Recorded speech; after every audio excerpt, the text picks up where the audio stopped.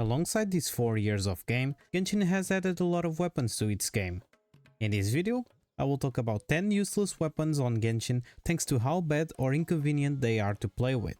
So, just before the video starts, don't forget to leave your like and your sub. That way, you are supporting the channel and it will also help those who wanna see me pull for E6 Sunday. Also, don't forget to check my links on the description, like my Twitch channel, where I stream a lot and you are able to win free blessings by participating on the live streams. Also, if you want a discount when buying Primo Gems, use code DPHENIX on U7Buy. Now that everything is said, let's now talk about 10 useless weapons on Genshin. The first weapon we are going to talk about is Sword of Descension. This sword, at max level, will give you a base attack of 440 and 35.2% attack on its substat. On its passive, hitting opponents with a normal charge attack grants a 50% chance to deal 200% attack as damage in a small AoE, and this effect can only occur every 10 seconds. Additionally, if the Travel equips this sword, their attack will increase by 66. I suppose that just from reading the passive we are already in the same page, right? Having a passive that already is worse than pretty much all the other swords is already enough to make it a useless weapon, but in this specific case, it's literally useless for any player outside of the PlayStation 4 or PlayStation 5, because this weapon only works if you are using it while you are playing on a PlayStation device. I think having a weapon with mid stats, a weak passive that relies on gambling and that will not even work outside of one platform is the definition of a useless weapon.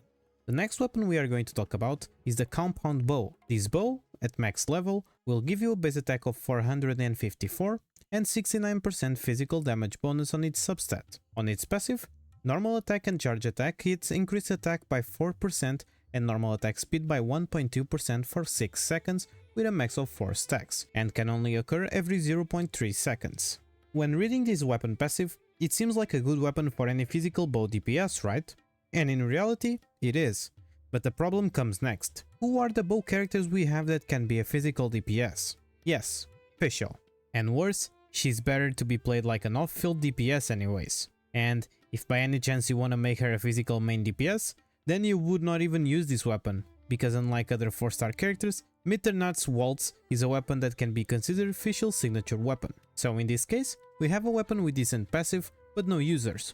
And for this reason, I think this weapon is more than worthy to appear on this video. End of the line will be the next weapon we are going to talk about. This bow at max level will give you a base attack of 510 and 45.9% ER on its substat. On its passive, it will trigger an effect after using the skill that will deal 80% attack as AoE damage upon hitting someone with an attack. It will be removed after 15 seconds or after causing 3 instances of damage, and 1 instance can occur every 2 seconds. And this effect will be triggered again after 12 seconds. A big passive, I know. I tried my best to explain it easily and quicker. As we can see, this passive is straight up bad.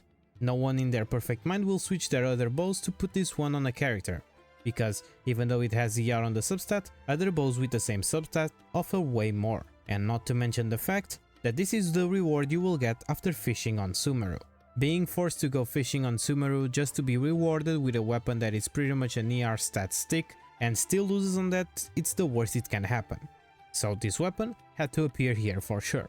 For the next weapon we are going to talk about, we have probably the worst 5-star weapon in the game, and it's none other than Zhongli's signature weapon, Vortex Vanquisher. This weapon, at max level, will give you a base attack of 608 and 49.6% attack on its substat. On its passive, your shield strength is increased by 20% and hitting opponents will increase your attack by 4% for 8 seconds with a max of 5 stacks. And if you are protected by a shield, the attack increase is double. This weapon may not seem that bad at first glance, but when we analyze it, it's more than obvious how bad it is. From all the polearm shielders we have, none of them scale from attack. And yes, that includes the supposedly owner of this weapon, Zhongli. And even though you could use this on the DPS of your team instead, they all have better options, because let's face it, who would like to have a lot of attack when they could have weapons that provide crits and other stats? Of course I wouldn't miss the definition of a useless weapon, and Zhongli's weapon unfortunately is the most suited candidate for a 5-star weapon to appear on this video. Traveler's Handy Sword is probably the worst sword of the game by a mile. This weapon, at max level, will give you a base attack of 448 and 29.3 defense % on its substat. On its passive, your HP restores by 1% when collecting each elemental orb or particle. This weapon is completely trash because no one in the game wants to use it.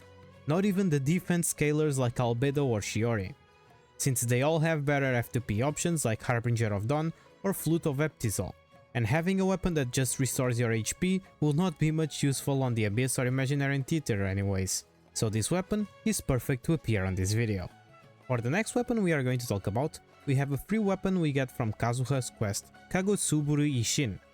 This weapon, at max level, will give you a base attack of 510 and 41.3% attack on its substat. On its passive, when you hit opponents with normal, charge or plunging attacks, it will deal AoE damage equal to 180% of your attack and will increase your attack by 15% for 8 seconds. And all of this happens once every 8 seconds. The problem with this weapon is not being useless, because it's not. You can still use it on an attack scaler. The problem is having a lot of other F2P options that can be refined and are straight up better, because yes, this weapon is one copy exclusive, and you will not be able to refine it more than you see here. So for the same reasons, I think this weapon is becoming useless with every day that passes on the game.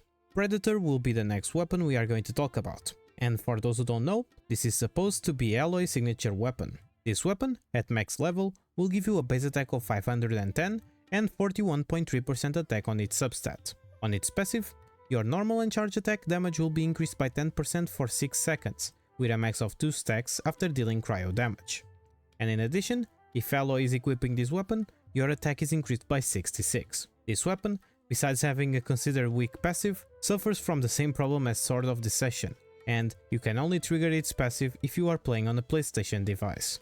For these reasons, I think this weapon is useless, especially for those who don't play regularly on the PlayStation, which makes a good candidate to appear on this video.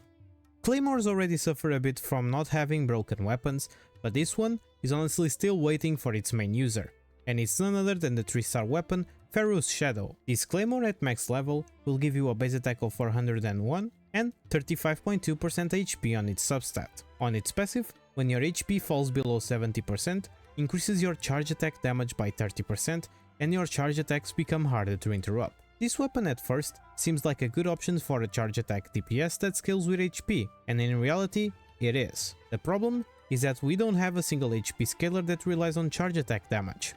Maybe one day we will have the first Hydro Claymore user of this game, and it will not only scale with HP, but it will also be focused on charge attack damage, and this weapon will finally shine.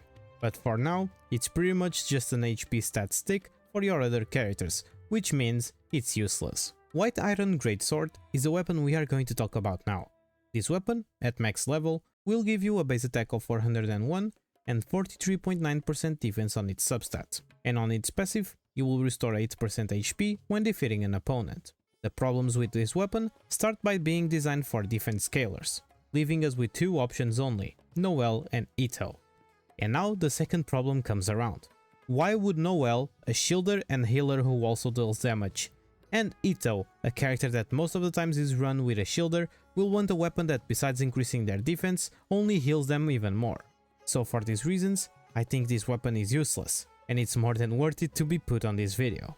And for last, we will not have a single weapon, but a whole series of weapons, which is the Royal Weapon series, consisted by the Royal Longsword, the Royal Greatsword, Royal Spear, Royal Grimoire and Royal Bow. All these weapons on this series offer the same stats, with the only difference being on the actual numbers and percentages it gives on the base attack and substat, but all share the same attack percent substat and exactly the same passive. And what does the passive does?